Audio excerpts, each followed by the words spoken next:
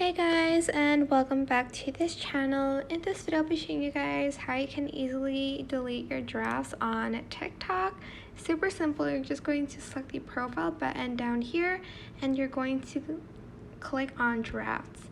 And if you want to just delete one, you can just select one and then press delete, or if you want to select both of them and delete, you can just delete all of your drafts. So you do have to select a lot, and I'm just going to deselect all and just delete this draft. So select it and just press delete and press delete again. And that is basically how you can delete drafts on TikTok. I hope this tutorial is helpful for you guys. Don't forget to like, comment, share, and also subscribe to this channel if you haven't done that already. If you have any questions, just leave it in the comment section down below and I'll try my best to answer them all for you guys.